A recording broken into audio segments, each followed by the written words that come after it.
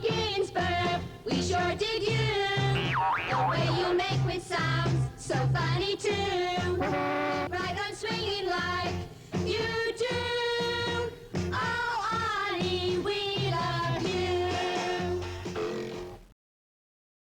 And now, the question all Bostonians are asking. Mommy, what's a Ginsburg? Welcome to this segment of our Legacy series brought to us by WOGT.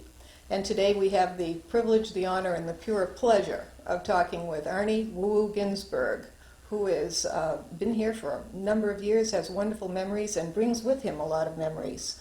And you have a friend with you today. Yes, I do. This, it was about 3 weeks ago, about 5 o'clock in the morning. You know, I live in Perkins Cove, and there was a tap at the door, and I opened the door, and guess what?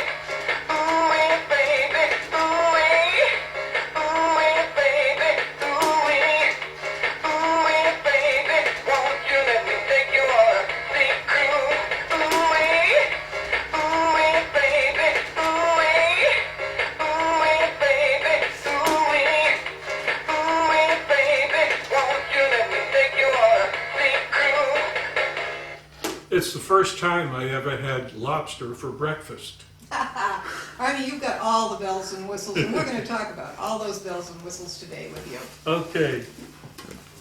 Good to see you today. Good morning. Very lovely home out here in Perkins Cove, where you've been for a long, long time, I know.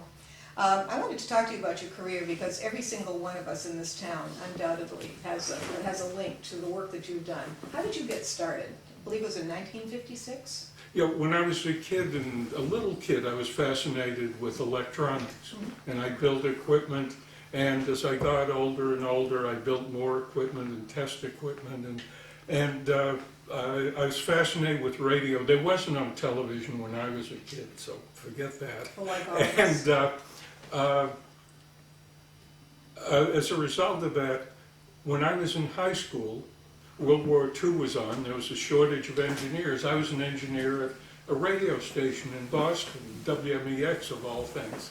And that's my history of radio, very simply. I was always fascinated, never interested in any other field. And that was in the background.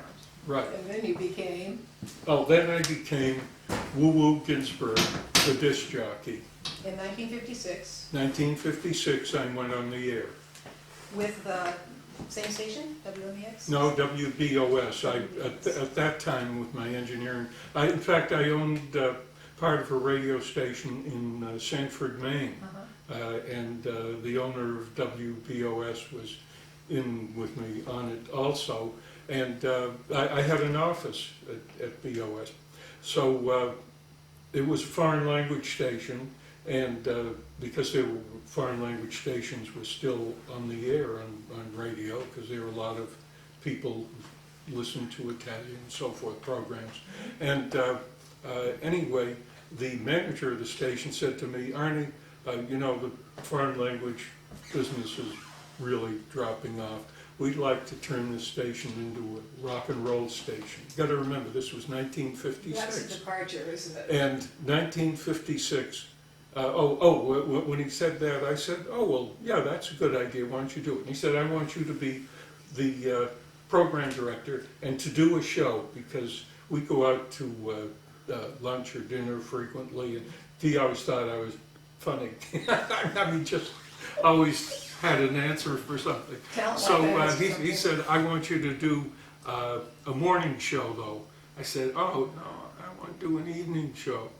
And he said, no, you got to do a morning. We argued back and forth. Finally, I said, why do you want me to do a morning show? He said, I've got a great name for it. Get Up with Ginsburg. I said, we'll do Go to Bed with Ginsburg. I want to do the evening show because that's where I know that I can do a good job. So I went on the air. And my show was called The Night Train. And one night I was on the air. I used to have let listeners into the studio to watch the show, and sometimes I made them do the commercials. And someone walked in with this, and they said, I was just at a recording session, and someone used this. This is a really good sound effect. He said, your show is The Night Train? And remember how trains used to go? I said, yeah. I said, I'll use this. It'll be the woo-woo train. And then they started calling me woo-woo. And ever since then, woo-woo has been, people know me as Arnie Woo-Woo Ginsburg. Even now, you have it on your license plate. We always know when you're going through town, woo is coming or woo is going, one or the other. It's right on your car. Yeah. You use some other sound effects in your show. Let's hear how they evolved. So anyway, this woo-woo whistle started something, and somebody brought me in a duck call, and so everything's ducky here on WBOS. And then they said, Arnie, you know, you guys on radio are always giving the time. Why don't you get a cuckoo? I said, I don't know. You mean a cuckoo clock? No, that's not. So I went to a store that specializes in sound effects for orchestras like Boston Pops, and what else? I had a slide whistle. Well, that's a little weak. And of course, on rock and roll, we always play a blast from the past. Oh. But my favorite is this one. Later on, as I got advertisers and so forth, it was aimed at teenagers and college-age kids and adults, young adults, and a lot of them had complexion problems. There was Stridex, Visahex, Clearasil, all this. So I did begin the commercial like this. Hey kids, do you have pimples? Oh, that would take care of it nicely. So you had to come with a bag of tricks every time you showed up for your session. Absolutely. And they're all impromptu. There was no they weren't scheduled. They weren't record, you know, on a record that I'd push a button and get it. And someone, I think it was, someone came into the studio one night to plug a record. It was Johnny Mathis or someone like that. And I had all these sound effects laid out, plus Aruga horns, electric ones.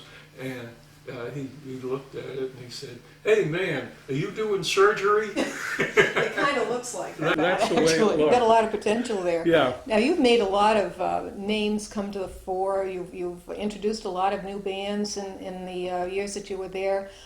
Some of the ones that I remembered, of course, are all the ones we grew up with. Tell me a few, but the one that I want you to zero in on was how you made pretty much the Kingsmen a one-hit wonder with Louie Louie. Oh, Louie Louie. Well, believe it or not, I thought I was going to bring it up if you didn't. There's a book called Louie Louie, written by Dave Marsh, who was one of the editors of Rolling Stone magazine. And Louie Louie, of course, was a famous, world famous record and has been copied many times. People doing cover, they call it a cover. And if you remember the movie Animal House, it opened with Louie Louie and for the opening. Well, anyway, how Louie Louie happened, it came out originally done by someone else. I forget his name, and it wasn't a hit. And the group named the Kingsmen did a cover of Louie Louie a few years later, around 1963, I think. Still don't know the words to that thing, you know? Well, nobody does. But anyway, I listened, I got a copy because the record distributors knew that I was one of the few disc jockeys who could pick his own music, play whatever he thought really going to be big and so forth. And I'd go through, once a week I'd go through all the new records, and the record distributor had dropped off a record called Louie Louie by the Kingsmen, and with a note that this really hasn't been played anywhere, but see what you think. So I put on Louie Louie, and I said to myself, this is one of the worst records I ever heard. Yeah. I'll play it as the worst record of the week. And that night, I played Louie Louie either 2 or 3 times in my show. That's Once a lot. is too much. And that was it. I said, here's the worst record of the week. The next day when I came into the radio station, the switchboard operator said, Arnie, we're getting a lot of calls from record distributors. They want to know who distributes the record Louie Louie. I said, you're kidding. They said, no, we're getting calls from record stores all over the coverage area. This is the record. And I we said, got stuck oh, with wow. it. We were stuck with it forevermore. Yeah. One cover was enough, actually, with that. So when you were in your career, when you were working at it, you made a lot of friends who still remain your friends today, and these are folks that, like Jan and Dean, Jay and the Americans, Freddie Boom Boom Cannon, brought all to the fore, and they reminisce about you too, I'm sure. What are your memories of that period, when it was all cars and surfing music, a lot of cars and Right. surfing Well, music. first of all, you mentioned Freddie Cannon, who comes from the Boston area. Yeah. And I started using him. I did record hops all over New England. And Freddie would perform at my record hops. And he made a record. And it really was good and became a hit. Palisades Park? Now, I forget which record it was at the time, because he did quite a few records. But Freddie said to me, Arnie, you call yourself Woo Woo Ginsburg. Can I call myself Freddie Boom Boom Cannon? Do you mind? I said, no, that's a great idea. Yeah. And it's funny, I just got an email from him just about 6 months ago. He's in California. He still does shows. He works in Las Vegas doing oldies, and he's really popular. Others that were good friends of mine were Jan and Dean. Yes. And Jan and Dean, believe it or not, were originally another duo. They were Jan and Arnie. Really? And believe it or not, you'd never guess what Arnie's last name is. I give up. Ginsburg, believe it or not. And the record was Jenny Lee. Ah, yes, of course. Now, Jan and Arnie and Dean, when it became Jan and Dean, it happened that Arnie, I guess, had the recording equipment, so he got the credit. But they all lived in the Hollywood area. They grew up there, went to high school there, and they knew all the stars. And but Jenny Lee was a stripper Oh, on the strip little known in fact. Los Angeles. Who the idealist. And this Arnie was the one who fell in love. I mean, really, I thought we got to do a song about Jenny Lee. So it was actually about a stripper. Oh my goodness. Are you still in touch with some of these folks? Well, Christmas card time must be very exciting for you.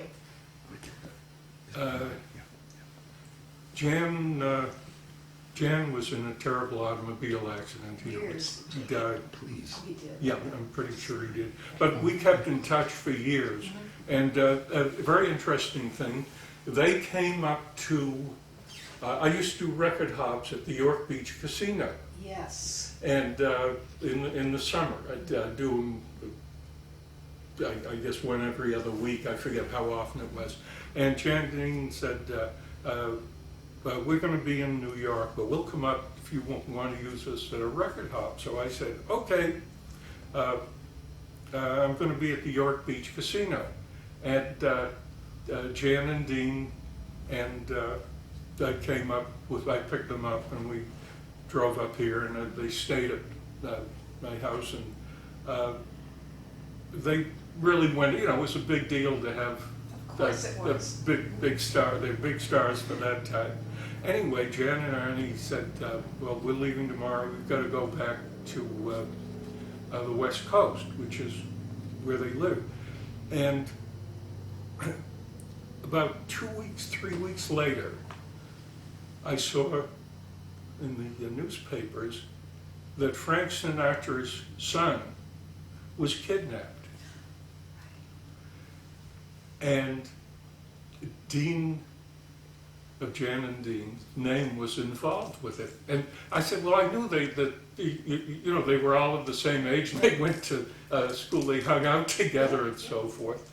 What was it? Well, it turned out that someone else they knew had apparently kidnapped Frank Sinatra Jr. and wanted ransom. And somehow Dean knew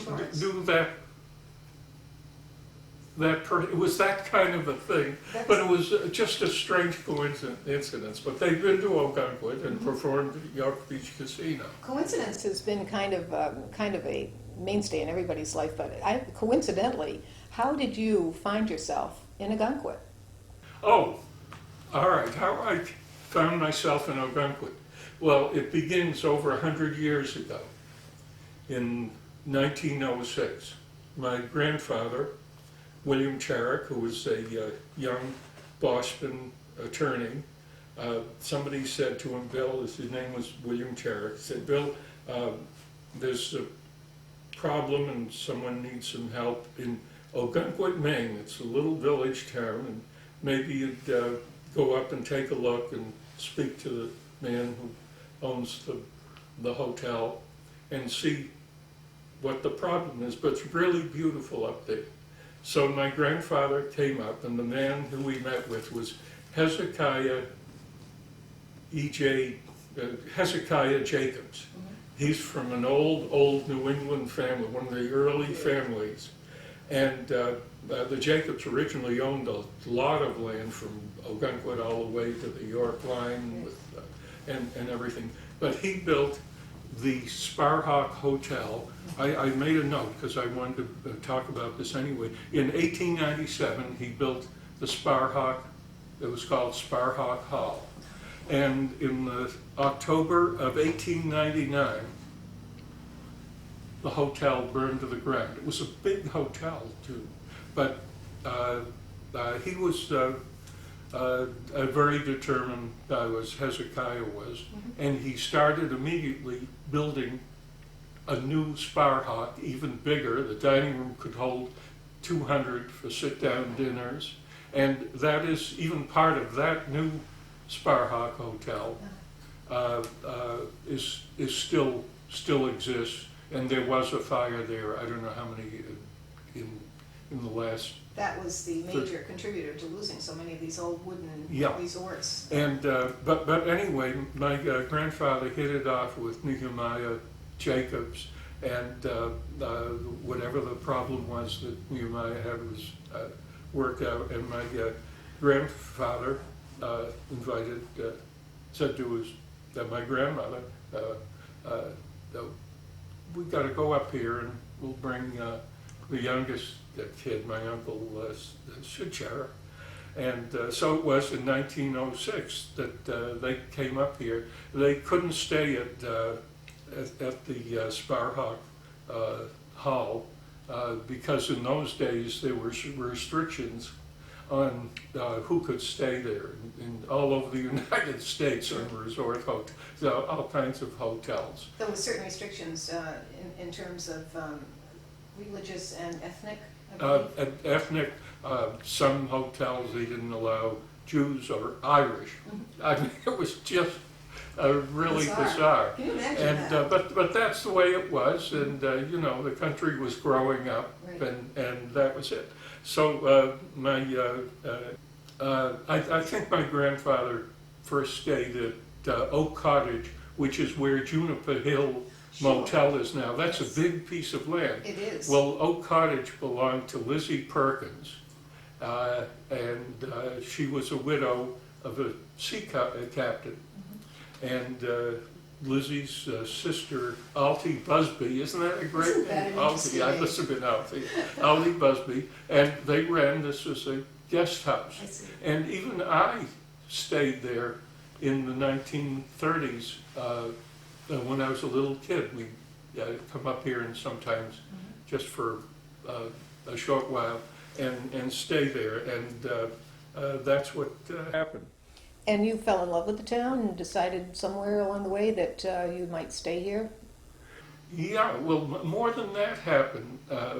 My cousin, who's from Waterville, Maine, she had bought a house here, I don't know, 50, 60 years ago. It's still in the family, Where is it? on Israel's Head Road.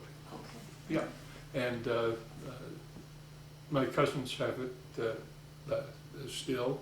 And my uncle, who was the little kid who came up with my grandfather in 1906, and he stayed for the summer here, and he worked at the Marshall House in York Beach, was a classy, classy hotel, the Marshall House. The old timers will know. And then my uncle lived here for, well, he lived to be 103, was never sick, and died suddenly at 103. But he lived just across the street in the, his house was called the Trellis Cottage. Trellis House is. It's called still Trellis House Yeah, now. still But there. that was his house, and he lived up here, I mean, full-time for many years. You've got some really Yeah. good roots. So, and my folks would come up here.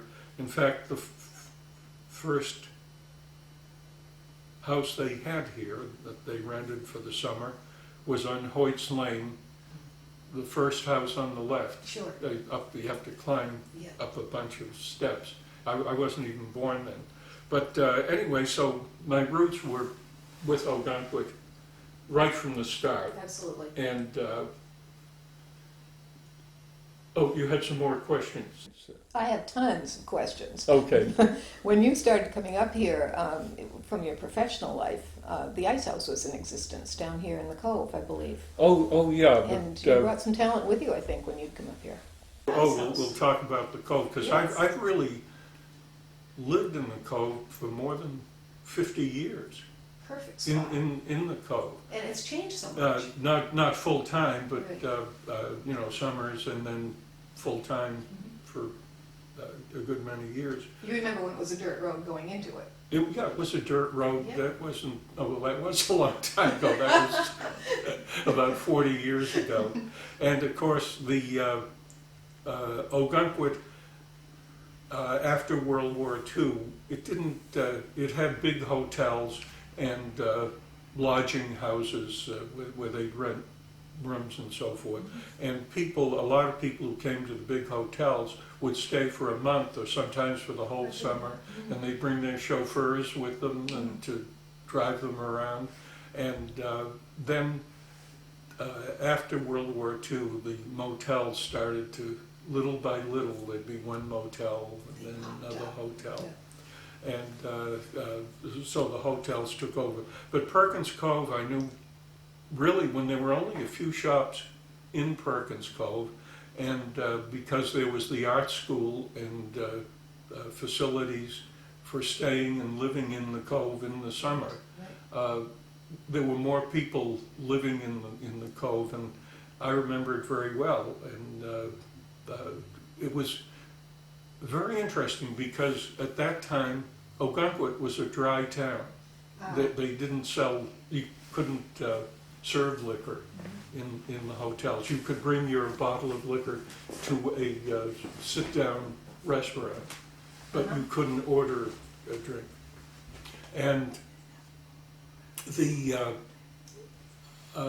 and because there were no bars in town, you sort of made the entertainment yourself. And if you lived in the Cove, you'd stop over at someone else's house and have a drink. And Jack Smart, who was a well-known movie actor and had a radio show called, a mystery show called The Fat Man, and he was a fat man. He lived where MC's restaurant is now. And Jack Smart, there'd always be a drink waiting for you, and he'd make what he called the Smartini. And give a Good recipe for drink, that. a good drink, and also Bloody Marys. And it was very congenial, and there was a lot of partying around houses because there was no place, no bars in town. You had to go either to York Beach or somewhere like that. Kind of a casual thing where it was kind of a pickup party. Everybody said we're meeting at Yeah. Jack's tonight. Or something like Anytime, that. for any reason, For any celebrate reason something. whatsoever. Now, And the Ice House, which was a big house right opposite where you walk off the footbridge into the center of Perkins Cove.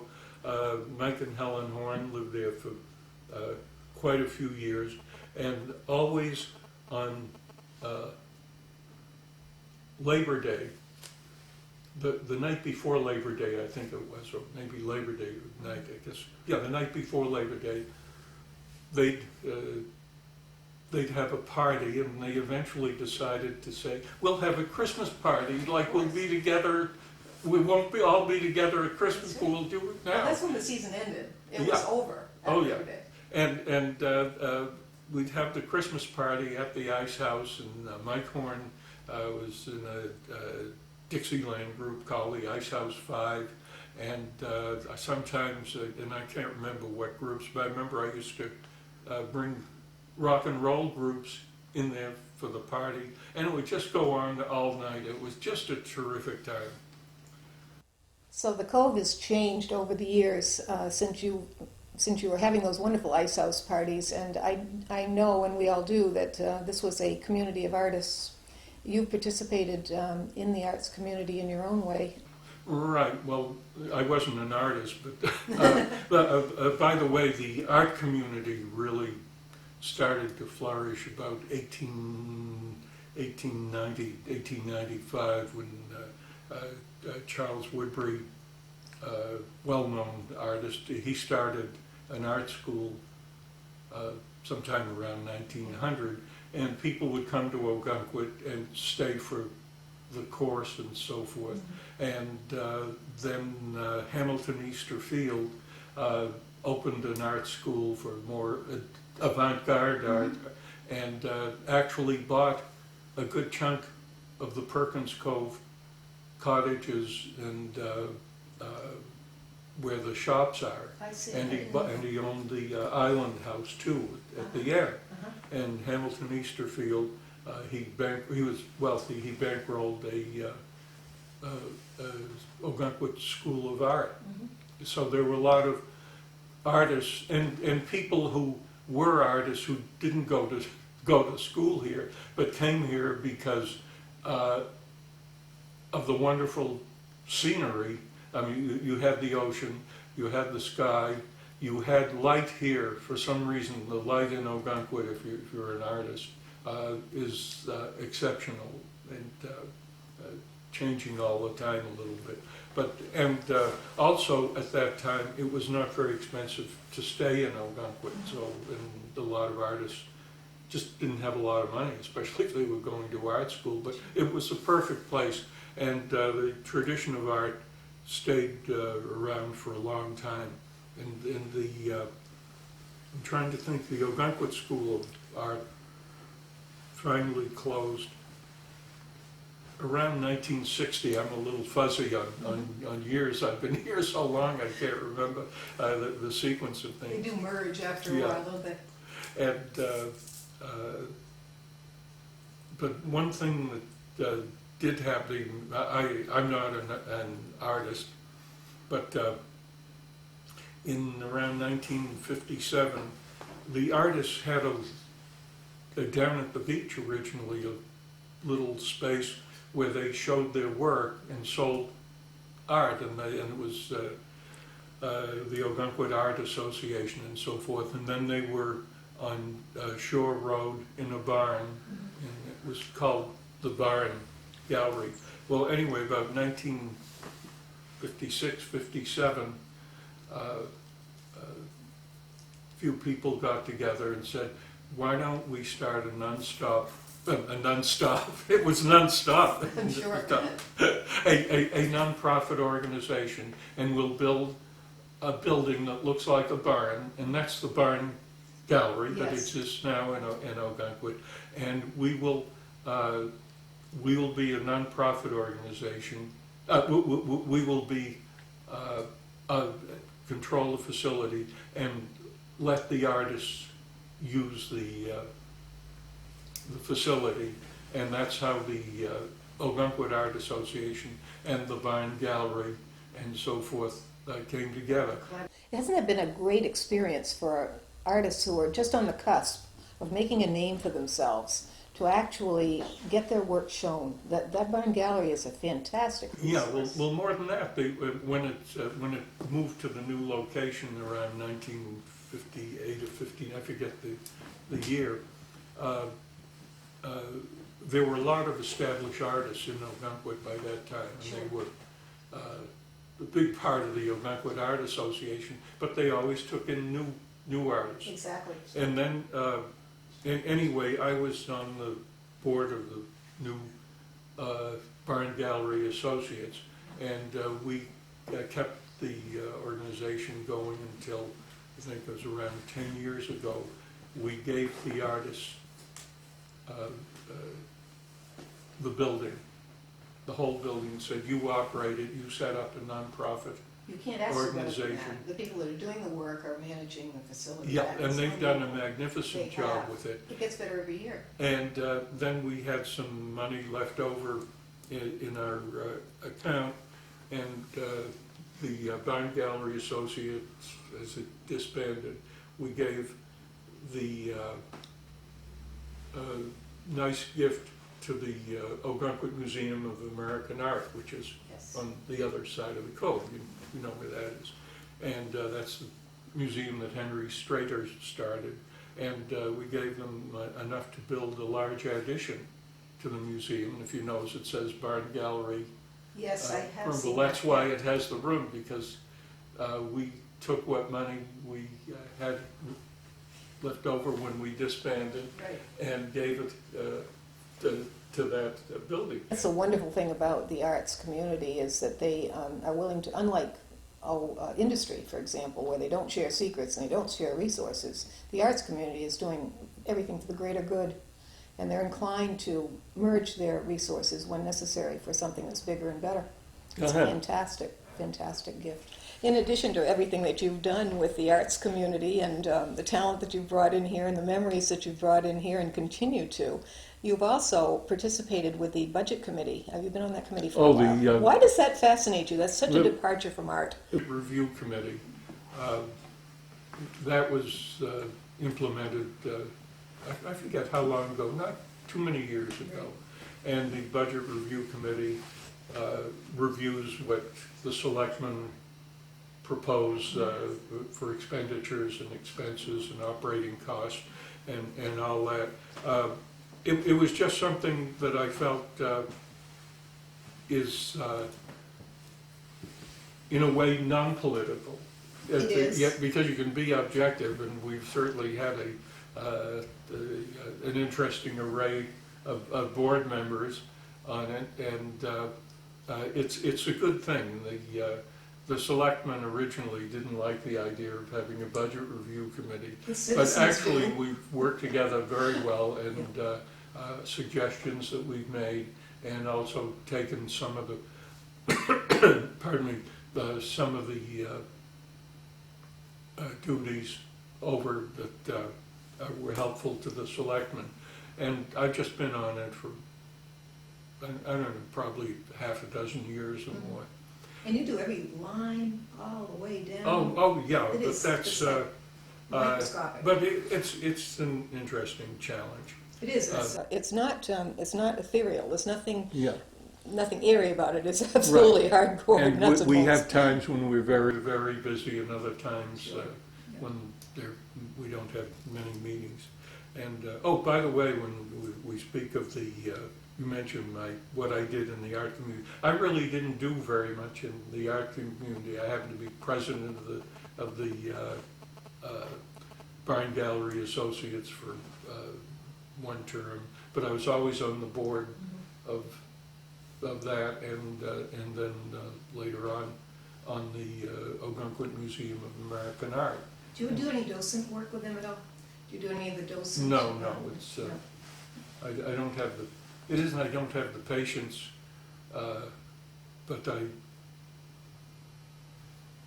I guess I dealt with the public too much. You like being in my work, tucked in here and So, visible only in the no, but it was just it's good to have someone who knows the history of the town a little bit and so forth, and the art scene. But and it's a good thing to do. You do have a handle on the history. There's hardly anyone that I can think of that has more varied and more multifaceted understanding of the town, going from the budgets to the arts and to your own career, and it just seems like it encompasses so much. And when we're talking about things for the future, I was just going to ask you kind of an off-the-cuff question. If we build a new town hall and we're going to put a time capsule in there, what would you like to see in that time capsule that would sum up what you feel about Ogunquit?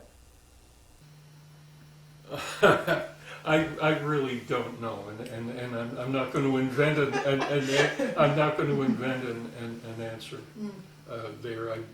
I don't know, but I think the town is pretty well run, by the way. Yes. And because it's so small, do you think that everybody? well, the people are really involved. They feel they're very, very personal about everything They do. that happens, and we have pretty good information with the Channel 3 on television, and everyone seems to get heard, and there's always. Originally, I didn't like the idea when we went to the secret ballot. You But didn't? no, because the town meeting was very, Dramatic? it was dramatic, but the town had grown to an extent, and a lot of people just didn't go to the town meeting. And now that they're voting on these, on a secret ballot, they can vote however they want, and, Right. And they really get more involved in the town. The turnout. I think because of the fact that we have the secret ballot. You were here when Ogunquit achieved its independence from Wells, and were you a participant in that process? And if so, how do you feel about it now? No, I wasn't a participant in the process, and the people of Ogunquit wanted to separate, and that was it. Do you think it was a good idea? And, Appropriate? there are some phases of it that naturally Ogunquit is unhappy with, but it's very unusual for a township, we were a township of Wells, to separate, and very difficult to do. I think the state of Maine said, well, you two, Ogunquit Village and Wells, you work out Right. the solution for yourself, and if you can work out an amicable solution, you can do it. And obviously the people of Ogunquit wanted it, and there are some aspects of it they don't enjoy, but overall, I think it's fine. Yeah, I think that's a general feeling. I don't think we'd want to go back to those times when we were merged in every sense of the word with a town that in a lot of ways we don't have as much in common with as we do on our own. Right. Okay, now I wanted just to follow up and kind of end our conversation today with the fact that you are pretty much a legend, and a lot of the things that make you a legend are the fact that your name lives on in popular culture in a bunch of different ways. Stephen King mentioned you in a book, I believe, right over here on your table. Yeah. And that was one place. Also, of course, Jay Leno came up with a few lines. Yeah, Stephen, I didn't. Somebody told me one day. This book came out sometime in the '80s, I think, 1985. And in the book, the character, who I think is Stephen King writing about himself, lives in what looks like the Bangor area of northern Maine. Stephen King lived in several towns. And his contact with the outside world was Dick Clark's American Bandstand, Yes. which was on in the afternoon on Channel 7 in Bangor, and Arnie Woo Woo Ginsburg from Boston, who's, how does he describe it? It's very funny. In fact, in the book, he says, here's a little bit of it. There's a big sign that appears at the city center. It says, "Hey teens, coming March 28th, Arnie Woo Woo Ginsburg Rock and Roll Show with Jerry Lee Lewis, Frankie Lyman, and Freddie Boom Boom Ken." And then he goes on to say, Richie is the character who, I assume it's King, because you know Stephen King has a rock band. He plays That's in the right, band. he does, yes. And he loves rock music. It says Richie, who's, I think, Stephen expressing, I thought Danny and the Juniors were more right on the subject than his mom. Rock and roll would never die. He himself loved it, although his sources were really only two sources of music: American Bandstand on Channel 7 in the afternoon, and WMEX out of Boston at night when the air thinned, and hoarse, enthusiastic voice of Arnie Ginsburg came wavering in and out like the voice of a ghost called up at a seance. That's classic Stephen King, classic Stephen King. And it's great. And in other, I have some old Playboy magazines that someone pointed out to me. Stephen King talks about me in the interview, and it was I apparently was an influence. And right along, it's nobody that you could appear anywhere today, and everyone has a memory. And Jay Leno had one as well, I believe. Jay Leno came out with a line about Boston Magazine has the best of Boston. Once a year they have an issue with the best of Boston. And a couple of years ago, I picked up Boston Magazine. I see Jay Leno's picture on the front. I said, "What they asked Jay Leno?" And they said, "What is your favorite restaurant in Boston?" And Jay Leno says, "Well, I can't think of any restaurant, but when I was a kid, I listened to Arnie Woo Woo Ginsburg, and Adventure Car Hop is where they have the Ginsburgers." Right. That they used to serve on a record, which you could keep. Yeah. So Will Anderson has a book out titled "When Rock and Roll Rocked Maine." I hope I can find this. This looks like such a treasure. And he mentioned you in this book. Is that right? Right. Well, this book came out about a year ago, and he called me and asked me some information. He said, "I'm putting out a book about rock and roll in Maine." I said, "You're kidding. What's it going to be, 3 pages?" Something like a graph or two. Well, when he said it to me, I was surprised, and it had a couple of pictures of me on it, and I used to appear in Maine and up at the Merry Barn, and which had square dancers and rock and roll. And but anyway, it's amazing that he can made a book out of this. That. Yeah, Maine is the center of You rock don't and think roll. of Maine as the center Speaking of of rock and roll, Yes. you know, people always give awards for some reason, Turn it around. or for It's some too big. for some fundraiser or something like that. But one thing that I like is I am in the Rock and Roll Hall of Fame, not as a designated rock and roller, but just in a video display. You push a button and it plays something. And anyway, but I was there because they had just added this, I don't know, can you pick up that picture? If you see the pyramid there, Cleveland, right? in Cleveland. Cleveland. Good reason to go to Cleveland. Yeah, they had built this gigantic glass pyramid in front of it, and Cleveland is a fascinating city now. It's come full circle, and the waterfront is all developed, and they're very proud of the Rock and Roll Hall of Fame. But anyway, when they dedicated this pyramid, I was one of 25 all-time disc jockeys they had in Marvelous. to celebrate it, and they gave me a plaque.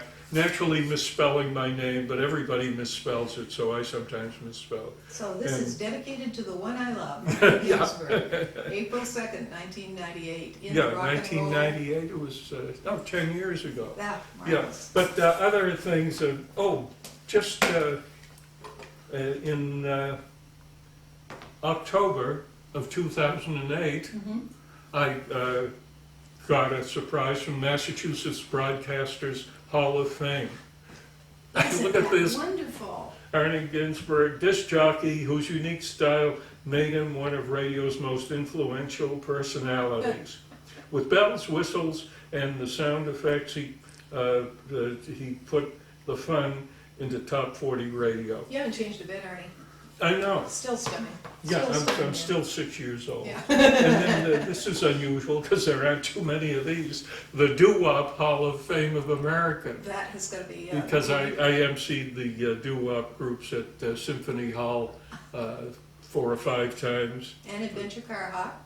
And Adventure Mentioned. Car Hop, the commercial, I don't know if you're going to be playing the Adventure Car Hop commercial in this, but Adventure Car Hop was a drive-in restaurant where you drive in your car and through a outdoor movie speaker, you'd call in your order, and a beautiful waitress in a drum majorette's costume or something like that would come out and bring you your food and hook it onto the side of They the... weren't on skates, were they? No, Okay. onto the side door of your car. And but if when you ordered the special that I advertised on the weekend, the different special each weekend, if you ordered the special and said Woo Woo Ginsburg, you'd get a second special free of charge. What did that? Served on a record, Served on a on a record. hit record too. Huh. What a collectible. Well, anyway, the Adventure Car Hop. Oh, just 2 weeks ago, my niece called me up and said, Arnie, I was looking for bell rings for my cell phone. You know, you can buy a bell ring whenever it is. Yeah, ringtone. I said, yeah, so what's unusual about that? He said, they're selling a bell ring of yours, which is the Arnie Ginsburg theme song, that actually was used on my radio show. Oh my goodness, have you got it So, yet? well, I wouldn't put it on my cell phone, but I went in and put in what she said, that sure enough, There you are. there I am. There you are. But anyway, Adventure Car Hop was on the air for years and very heavy on the whole station, not Sure. just on my show. So everybody knew the jingle for Adventure Car Hop. But anyway, the summer of 2006, I got a call from a guy named Bill McGregor, Johnstown, Rhode Island, and he said, Arnie, I'm known as the Junkyard Artist, and I grew up listening to you, but I never got to Adventure Car Hop, and I do artwork and also painting, and I specialize with old cars and so forth, but do you have a picture of Adventure Car Hop? I said, no, I've got a drawing of it to give you an idea. I said, but what do you want for it? He said, I've always wanted to draw my imagination of what Adventure Car Hop was like. How close did So you I come? said, oh, great. So anyway, before a year ago, I got this package just before Christmas. And the artwork, Please Do Not Bend. And this is a painting Of Adventure Car of Hop. Adventure Car Hop. Pretty close to the real thing? It was so close. Hey, you getting hungry? Well, tonight's the night I've finally been immortalized at Adventure Car Hop. Oh, Adventure Car Hop is the place to go for food that's always right. Adventure food is always just so you relish every bite. On Route 1 in Saugus, come dressed just as you are. Adventure where the service is tops and you never get out of your car. then there are a couple of errors. He had the wrong frequency for the WMEX was the station I was on, That is 1510 at wonderful. that time. But isn't that, It is lovely. It's Yeah. a beautiful color. Yeah. Wonderful. and he really hit it He's got right the on spirit. the nail. He's Yeah, got the spirit of the yeah, thing. he's Absolutely. got it. Yeah. And of course, he has old cars, the old Yeah. Chevrolet, Yeah. and I don't know what some of these are. Well, that's a Ford. That's Ford, yeah, that looks like a Ford. Yeah. This is a station wagon or SUV, I'm not sure what. And I don't know, Well, some of them are classic rear ends. and right, doors. We yeah. all recognize But, them. when we see them. It's amazing, but people, when I mean, this was years ago that I did the Adventure Car Hop. Yesterday, I was washing my car in the driveway, like, cleaning the windows of the car. That's what I was doing. And someone walked by, my license plate is Woo, I know. W-O-O. Yeah. And they said, you're Arnie Ginsburg. I said, yeah.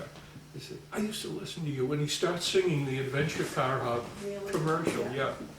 So people don't forget that. Do you want to Tell me about this Woo night train. Oh, this, let's see, 1976, April 10th. This was, I think it was the Ogunquit Women's Club. They did a little benefit record hop for them. And someone made up this little track here. And anyway, they put together, and it's called Woo Woo Night Train. How appropriate. Yeah, and it's 1976, and we had it at the Dunaway Center, and it's just a nice memory of And that. it's wonderful that it's from. It's always nice It's a to treat. get these fun things, and people when they see it, it did. We finally had to glue it down because people would pick it up Oh, to of look course, at it it. just would- begs would to be go. handled. But it's very thoughtful, and Ogunquit's a great town to live in. It is. And we're going to thank you so much for joining us today. This has been a wonderful treat for us, and your memory just goes on and on and on, and The beat goes on. the beat goes on. And as we close, I just wanted to talk to you a little. Hi, this is Sonny. And Cher. And we're saying hello to Arnie Ginsburg. And I got Woo Babe. I got Woo Babe. I got Woo Woo Babe. Hi, we're Jay and the Americans, and we're listening to Woo Woo Ginsburg. Woo woo. Well, Woo Woo ain't too bad. It's Ginsburg that hangs me up. This is Chubby Checker calling all the good guys. And Woo Ginsburg here. Well, let's have a dancing party. Let's go. Come on, take it up there. Come on, move it. Come on. Arnie Ginsburg, the guy with the swinging show. Down in Boston, Mass, he's the guy that the kids all know. This is Dean Martin saying hi to all you nice people listening to Arnie Ginsburg in Boston. Hey, Dick Clark here saying it's great to have Woo Woo on the Golden Great 98. Hey, baby, this is Jerry Lee Lewis. And if you're walking down Commonwealth Avenue with your transistor on, you'd better be listening to Arnie Ginsburg. Catch, he's with it, I guarantee you.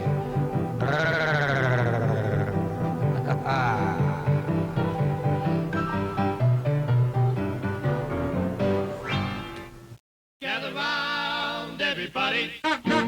We are about to hear. This is a show that's gonna make you smile from ear to ear. It's Arnie Ginsburg on the Night Train Show. He plays the old and new, the swinging and the blue.